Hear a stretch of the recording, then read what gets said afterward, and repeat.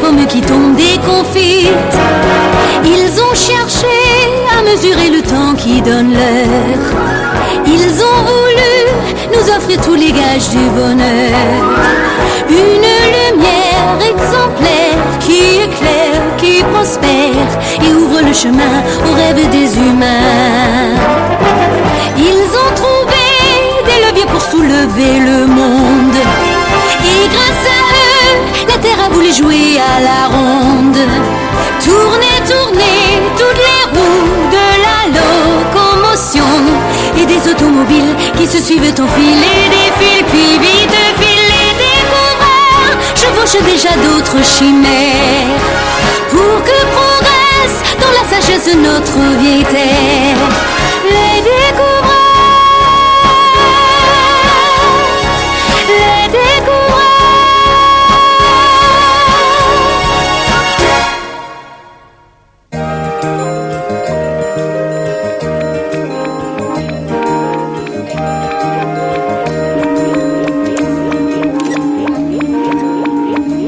Satellite réparé. Les transmissions peuvent reprendre. Tout est OK. Extraordinaire, fantastique. Imaginez, les enfants, cet astronaute flotte dans l'espace à des milliers de kilomètres au-dessus de nos têtes. Grâce à ce satellite, nous voyons et entendons les événements et les hommes aux quatre coins du monde. Et nous...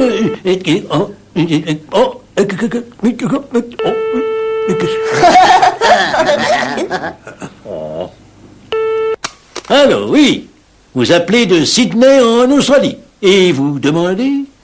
La pâtisserie pâte molle? Mais non, ce n'est pas là. Mais non, je n'ai pas d'éclair au chocolat. Pas de croissant non plus. Enfin, vérifiez votre numéro. Est-ce que j'ai l'air d'une pâtisserie, moi?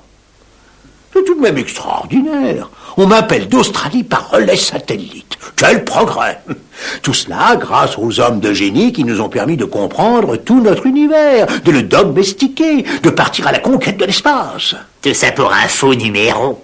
L'espace, l'univers, c'est tellement immense, tellement mystérieux. Racontez-nous ça, maestro. Comment avons-nous appris à mieux le connaître?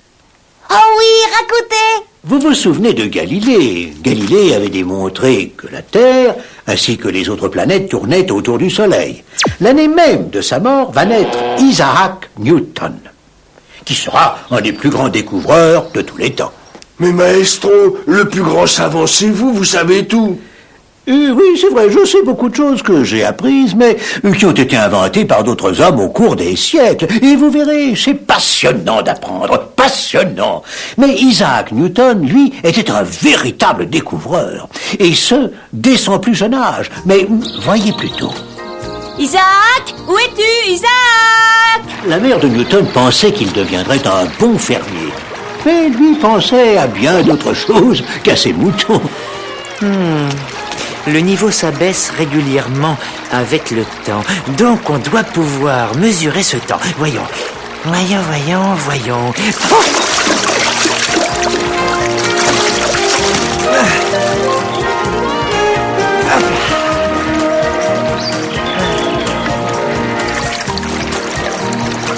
Alors Isaac, t'as encore une idée de génie? T'es tombé dans l'eau sur la tête. Je vais fabriquer une horloge. Une horloge, elle marchera jamais. Ah, tu me fais rigoler. Personne ne t'empêche de rire.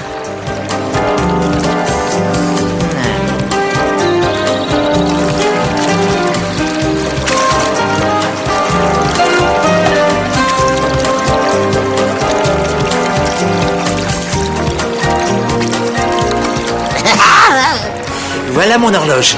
Il est 4 heures, tu vas voir. Si tu crois que j'ai que ça à faire... Oui, alors... Isaac, il est déjà 5 heures. Où sont les moutons? Oh, mais c'est vrai, mon horloge marque bien 5 heures. Où sont les moutons, Isaac? Ils doivent être partis par là. Je vais les chercher.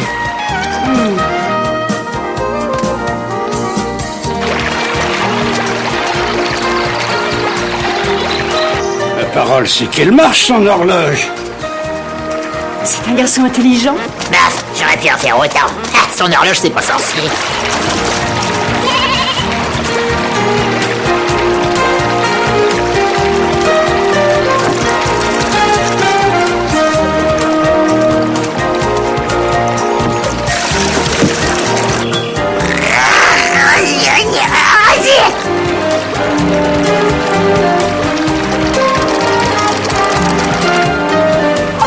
Isaac, où sont les moutons? Les moutons, mère. Ah, j'ai pas fait attention. Ils doivent être partis par là.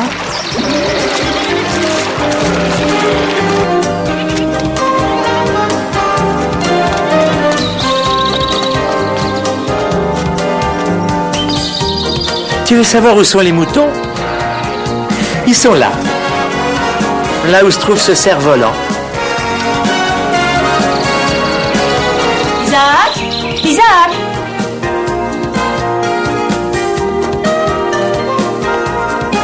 Isaac?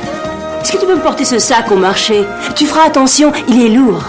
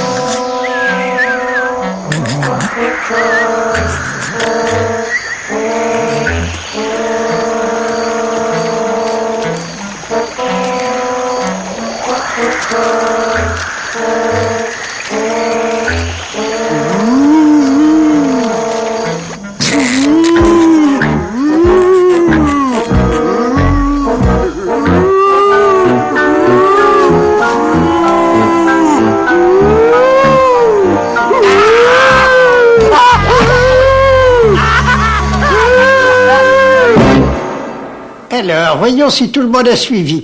Voyons, Isaac Newton. Dites-moi quelle est la date de la découverte de l'Amérique.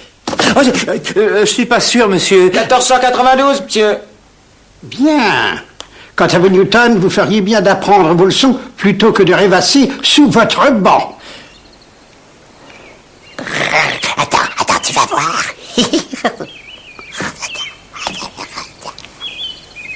Aïe! Tu ne devrais pas faire ça. Vanoué, mauviette.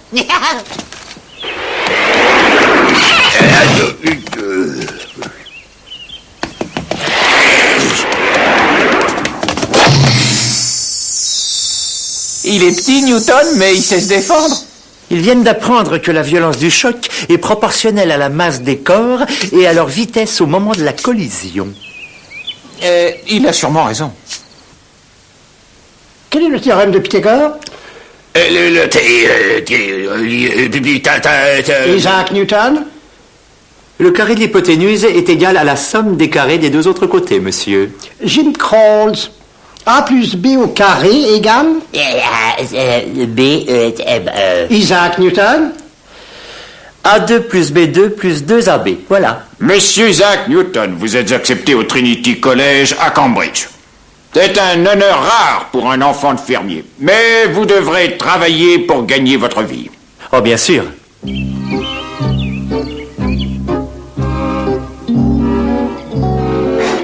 Tiens, j'ai plus faim, tu peux avoir mes restes.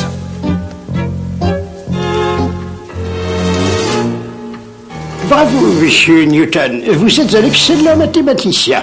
Les autres, ils méritent juste les restes. Quant à vous, monsieur, j'ai tout de même quelque chose pour vous. En 1665, une terrible maladie, la peste noire, va s'abattre sur Londres. À l'époque, une des plus grandes villes du monde. C'est mon fils unique, mon époux, maudite peste. Le malheur, c'est le prix de nos péchés. C'est la punition du Tout-Puissant. Oh, qu'allons-nous devenir, pitié? Partez, vous êtes pestiférés, c'est une menace pour tous, partez! Mais où aller? N'importe où, dans les campagnes, dans les forêts, de toute façon, vous êtes condamnés.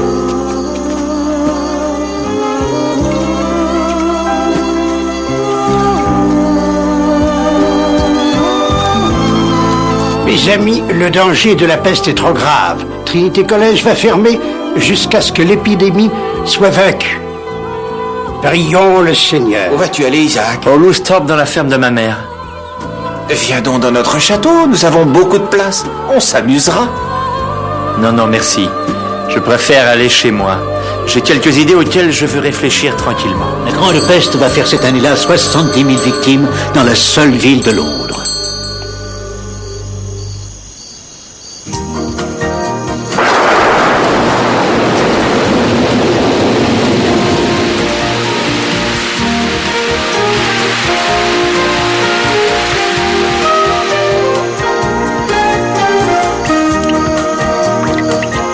Tiens. On dirait qu'il a plu. Rouge, orange, jaune, vert, bleu. Tiens, tiens. C'est joli. Qu'est-ce que c'est? C'est un prisme de verre, petite sœur. Quand les rayons de lumière le traversent, ils sont réfractés. Réfracté? Tu vas voir. Dis-moi, pourquoi tu fais ça? Tu vas voir. Je pense que la lumière du soleil est composée de rayons de différentes couleurs qu'on peut séparer par un prisme. Regarde, les couleurs de l'arc-en-ciel. Et je suis sûr que chaque couleur est maintenant inséparable. Voilà, surtout ne bouge pas, hein. Tu vois, ce rouge est une couleur pure. Elle ne se sépare pas en couleurs différentes. Et maintenant, on va faire autre chose. Tiens, pose ce prisme comme cela. Attends.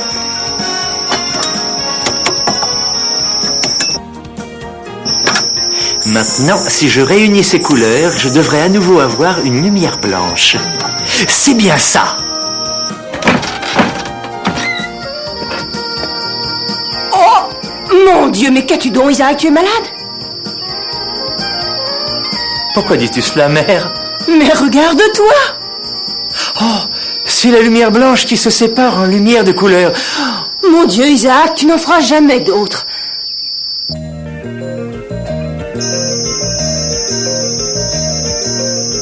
Ah, tout ça, ça sert à quoi, hein? Ce qui est bleu est bleu, ce qui est jaune est jaune. En tout cas, si tu continues, moi je vais voir rouge. Mais voyons, c'est passionnant ce qu'il a découvert, Newton. Et c'est tellement bon. Chacun peut faire son propre arc-en-ciel. Regarde, Isaac, cette pomme tout en haut de l'arbre. On dirait que la lune est à côté de la pomme. Oui, tout ce qui est privé de support doit tomber. La pomme est tombée, mais la lune, elle ne tombe pas. Pourquoi? Parce qu'elle est loin, là-haut dans le ciel, avec les astres. Non, ça n'est pas une raison. C'est parce qu'elle est très très loin. Non, non, il doit y avoir une autre raison. Tu trouveras, Isaac. Je suis certaine que tu trouveras. Oui, elle tombe la lune, sinon elle disparaîtrait dans l'infini. Elle tombe vers la Terre indéfiniment, mais toujours à la même distance. Le centre de la Terre qui a attiré la pomme vers lui est à 6400 km. Enfin, environ. La Lune, elle, est à 380 000 km environ, donc elle est 60 fois plus éloignée. Enfin, environ. Donc elle devrait avoir une accélération 3600 fois supérieure à celle de la pomme. Si seulement je connaissais avec précision le rayon de la Terre. Oui, ça doit être ça. Tous les corps en orbite s'attirent proportionnellement à leur masse et en raison inverse du carré de leur distance. Oh, vous vous rendez compte, les enfants? C'était la loi de la gravitation. Et qu'est-ce que ça veut dire au juste?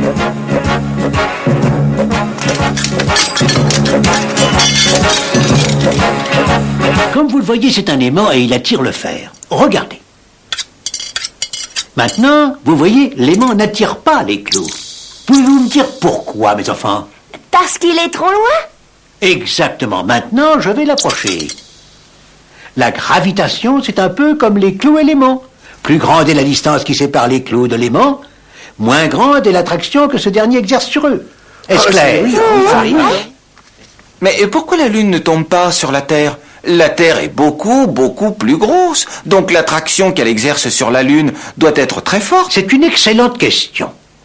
Mais c'est que, comme l'a démontré Newton, elle tombe, la Lune, elle tombe vers la Terre, mais une autre force la maintient éloignée, la force centrifuge. Voyez, la Lune, c'est comme cette petite bille qui tourne autour de ma main et qui serait la Terre. La ficelle, c'est comme la gravité, elle retient la bille à la Terre.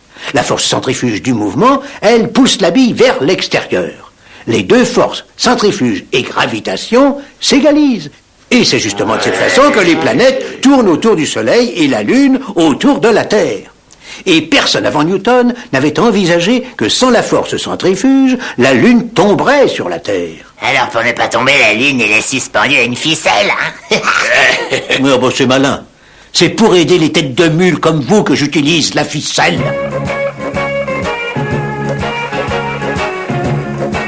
Voilà. Toutes les planètes tournent ainsi autour du Soleil.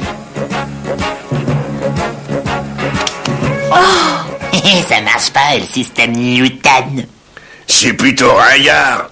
On t'a dit que la gravitation, elle, n'avait pas besoin de ficelle, tête de mule.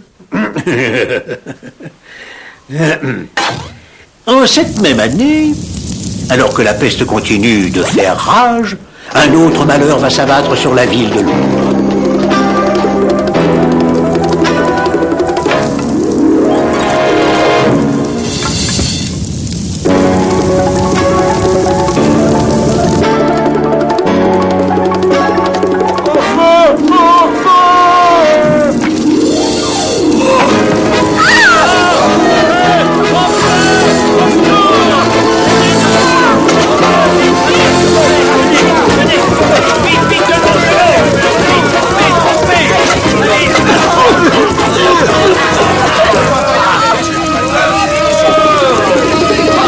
Plus de 10 000 maisons vont ainsi partir en fumée. Il faudra de longues années pour reconstruire la ville. Avec la fin de la peste, les cours vont reprendre au Trinity College.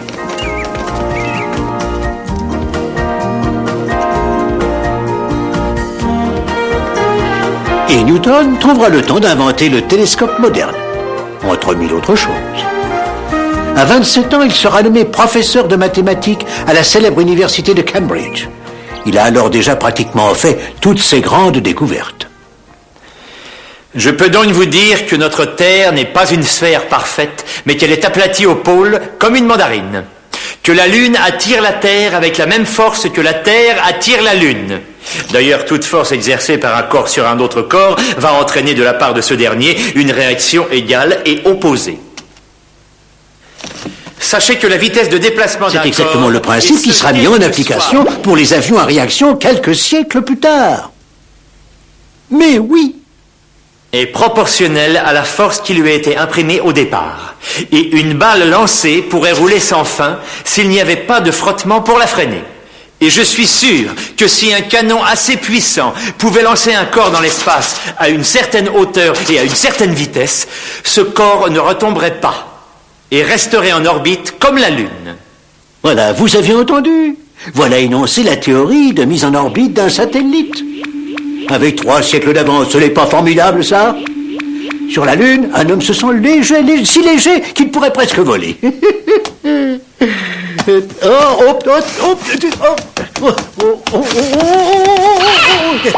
Pourquoi se sent-il si léger, l'astronaute? C'est parce qu'il avait maigri. Il n'y avait rien à manger dans sa capsule. Parce que la Lune est plus petite que la Terre, plus légère, alors la force de gravité y est plus faible. Mais alors, sur une grosse planète, Saturne par exemple, ce serait tout le contraire? Imaginez, Saturne est 100 fois plus grosse que la Terre. On s'y sentirait lourd. Attention, maestro, vous allez vous faire mal. Alors, il devait être très admiré de Newton pour avoir découvert ces choses extraordinaires.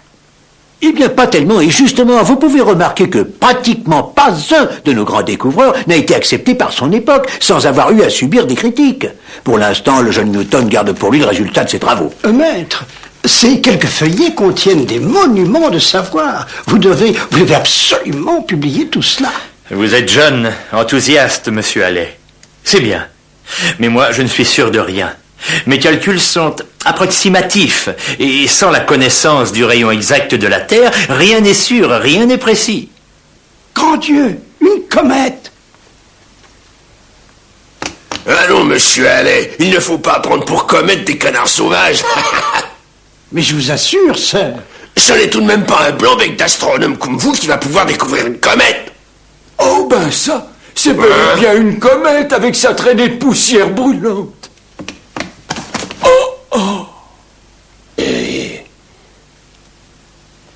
Alors, mon jeune ami, vous avez découvert une comète? C'est bien, c'est très très bien. Toutes mes félicitations. Oui, maître, et son orbite correspond exactement à votre loi de la gravitation universelle. Vous devriez publier, maître. Vous êtes un génie. Je ne sais pas trop ce que je parais, mais pour moi, je suis comme un petit garçon sur un rivage, celui d'un océan inconnu. Maître, il n'y a plus un instant à perdre maintenant. À la Société Royale, M. Hooke a prétendu qu'il avait découvert les lois de la gravitation. Vous vous rendez compte? Ouais. Il n'y a plus un instant à perdre et je vais vous aider. Oui, cette loi d'attraction universelle, sa mécanique est plaisante, mais sa physique laisse vraiment à désirer. Newton m'a volé mon hypothèse sur la gravité. Ne vous fâchez pas ainsi, monsieur Hooke. Cette théorie est de toute façon stupide. Les gens flotteraient dans l'air. Il est en tous les sens s'il était exact. Qu'en pense mon éminent collègue, monsieur Leibniz? Newton a plagié mes travaux sur le calcul infinitésimal, alors, de toute façon, cette théorie de la gravité est totalement absurde. Qu'en pensez-vous, monsieur Huygens? Oh, c'est comme ça que l'on traitait les grands. Hooke, Huygens, Leibniz. Et comment a réagi Newton? Ah, Newton, eh bien... Comme d'habitude, il s'intéresse à 1000 choses. La résistance de l'air, les projectiles, les chocs. La politique, le pendule. La propagation du son. L'équilibre des liquides. 1000 choses, vous dis-je. La météorologie, la théologie, la chimie, l'alchimie.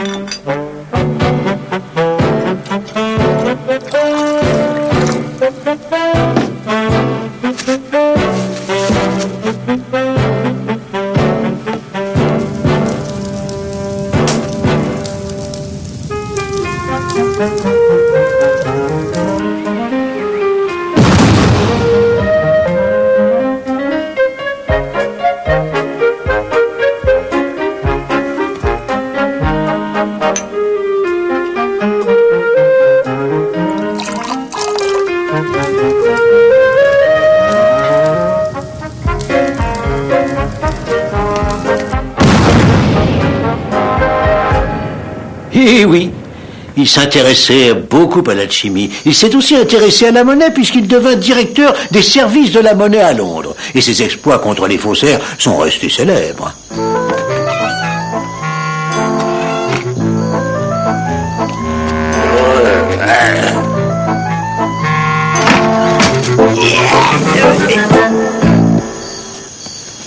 Isaac Newton, vous êtes élu président de la Société Royale.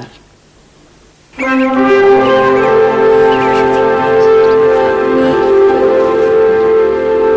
vous souvenez, le protocole est très strict, le genou droit. Bonne chance.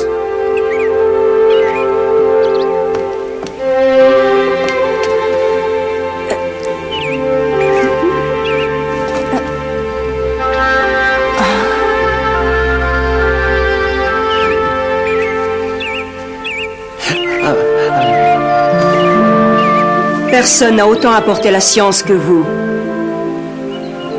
Nous sommes honorés de reconnaître vos mérites.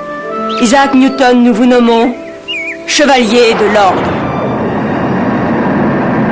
Tout ce que nous a appris Newton voilà plus de 3 siècles reste vrai. Il a considérablement enrichi nos connaissances et ses lois de la mécanique universelle ont donné naissance à la technologie moderne. Tout ça par les mathématiques, de construction de l'esprit, de l'intelligence. Pas mal, hein, pour un fils de fermier, non? Et personne n'a fait mieux depuis. Et la théorie de la relativité? Oui, bien sûr. Einstein, il y aura Einstein, oui. Lui aussi, dans sa tête, va transformer le monde. Ce sera une autre histoire, passionnante. Vous verrez. Les découvreurs façonnent pour nous des mondes meilleurs. L'œil vers le ciel, leurs pensées vagabondent ailleurs. Tourne-manège des étoiles, des planètes, des comètes. Voici que l'homme décolle, il va quitter le sol. Mes paroles, c'est qu'il s'envole. Demain, ils nous mèneront vers d'autres firmaments. Car pour eux, l'homme n'en est qu'au début de son roman.